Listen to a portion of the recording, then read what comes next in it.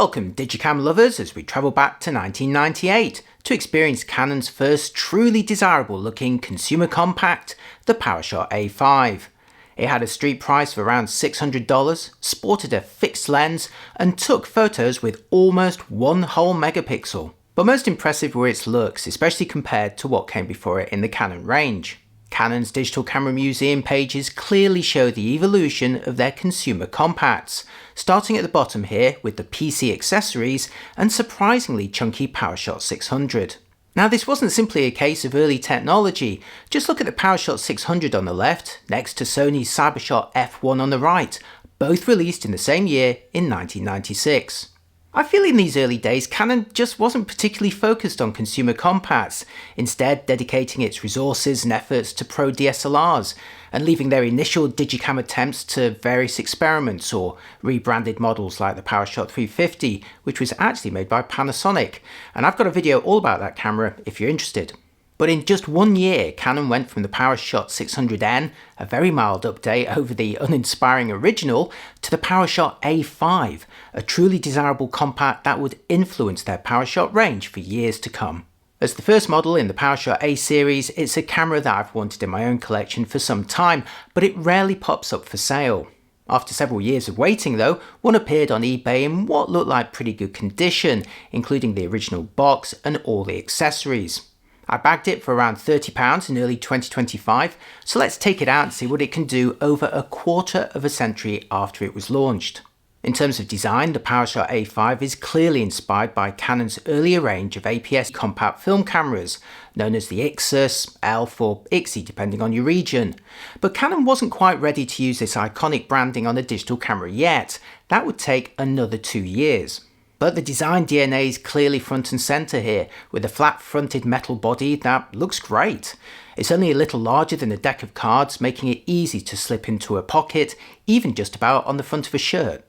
There's no grip as such, but a curved indent on the front panel provides some purchase for your middle finger, while your thumb pushes against a very mild ridge on the rear. It can feel a little bit slippery, but maintains the all-silver finish. On the top surface you'll find the main dial which powers the camera on into a variety of modes. Turn the dial to green square and the A5 powers up into fully automatic, while 1 notch further to P unlocks greater control. For example, P mode lets you use the dedicated flash button to cycle through the flash modes, while also adding a burst option to the drive button alongside it. In full auto you can't adjust the flash, and the drive mode is single or self-timer only. Meanwhile, the P mode also unlocks the exposure compensation menu, which is as close as you're going to get to any kind of manual control on the A5. The camera may have access to shutter speeds between 1/6 of a second and 750th of a second, but you've got no way of manually selecting them, plus they're not even recorded in the JPEG EXIF header data either, so it's best to think of this as an automatic point and shoot camera only. The third shooting position is the Stitch Assist, which helps you line up shots for making a panorama on your computer later. All 3 shooting modes switch the camera on and automatically slide the metal lens cover out of the way before the lens then extends a little bit for operation. Turning the dial back to L powers the camera off again, retracting the lens and sliding that cover back. Turning the dial to play displays your recorded images one at a time with optional date and time but no exposure information, while multi shows a collection of 9 thumbnails at a time. Finally, the PC mode readies the camera to communicate with a computer over a serial connection. To the right of the dial is a large shiny shutter release button with distinct half and full presses, while on the left side is a small LCD display with basic shooting information. That includes the quality, the shots remaining, your battery life and drive mode. Note the battery icon flashing as my original pack was unable to contain much charge anymore. Like most digital cameras in the late 90s, there's a basic optical viewfinder with a smaller frame in the middle to indicate the focusing area, but no lines to reframe for parallax at closer range. Meanwhile, a pair of lights to the side confirm the focus and indicate whether the macro mode is on or off. Alternatively, there's a rear LCD screen, a fairly generous 2-inch TFT, which is toggled on or off using the LCD button to the right of the viewfinder in order to save power. It delivers more accurate framing, especially at closer range, albeit not with 100% coverage. It is quite bright and crisp for models of this era though. The A5 is powered by an NB5H nickel metal hydride battery pack that's charged externally in the supplied CA PS100E. This recharging unit also includes a DC output jack that's used with a supplied DC coupler dummy battery accessory, and that allows you to power the camera over mains with the wire emerging from a sliding panel on the side. That's quite a nice option, especially when it's included in the box. The A5 can alternatively be powered by a standard 2CR5 lithium battery pack, which is pretty handy should your rechargeable pack run out while you're out and about. Note the battery compartment has a locking switch that must be activated before the camera will power up. Also note the metal tripod thread, a classy choice when many compacts of the era had less durable plastic threads. Meanwhile, a slider on the rear of the camera springs open a door to the memory card compartment on the side, and that's conveniently located if you've got it mounted on a tripod. Canon adopted the compact flash format for the A5 and most of its compacts going forward until SD memory became more common. Canon supplied the A5 with an 8MB compact flash card to get you started, which is good for about 40 images in the best quality JPEG mode. Now the camera can only accommodate the standard Type 1 cards and not the thicker Type 2 microdrive types, which were supported on some of their more enthusiast class cameras. On the left side of the camera are two ports, a 3.5mm analog video output for making TV slideshows, and a narrower serial port for connecting to a Mac or PC using the supplied cable and software drivers.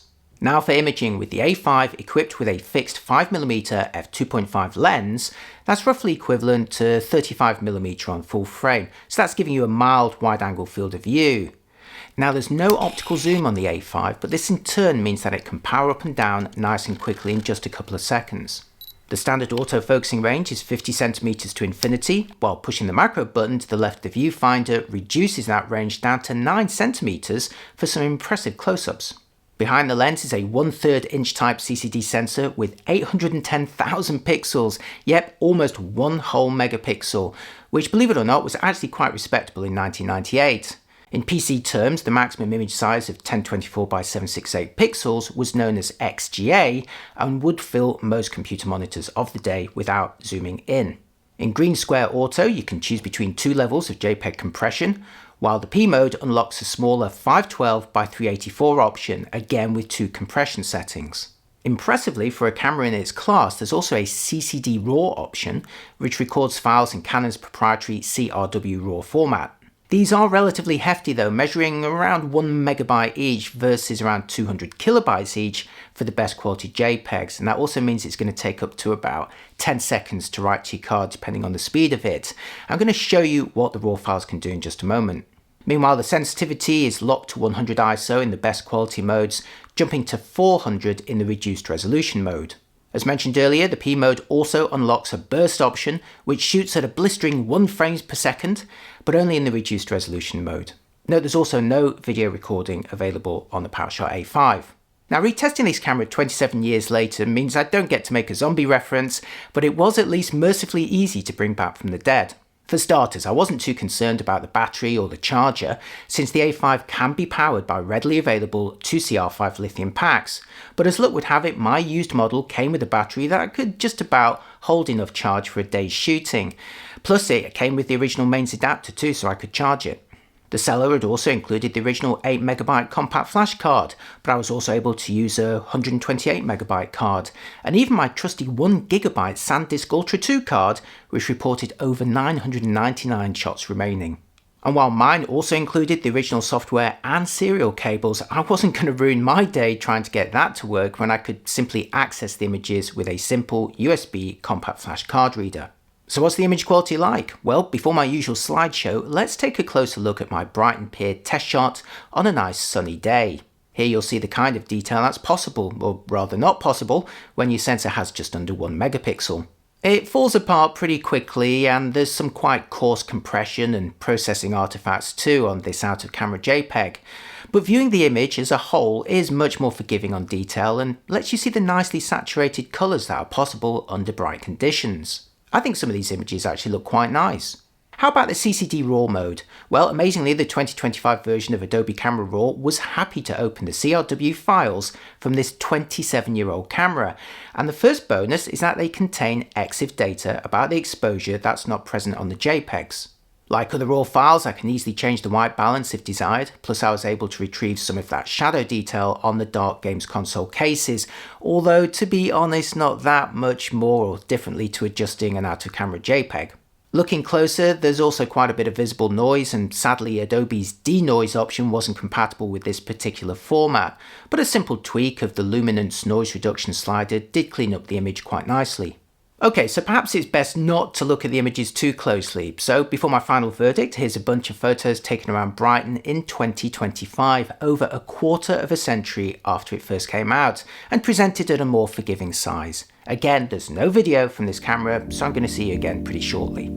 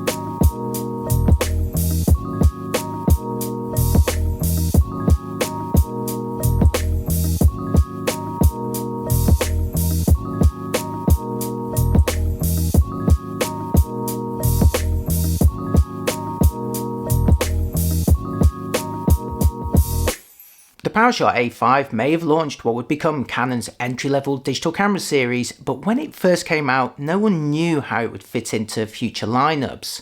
It was simply Canon's latest digital compact camera and their best looking to date by far.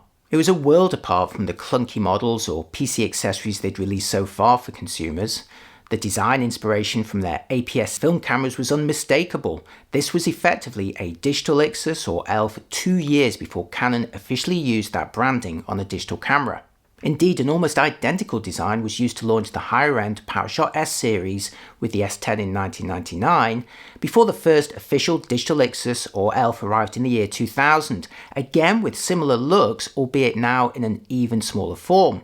That same year, Canon further expanded their lineup with the prosumer PowerShot G series.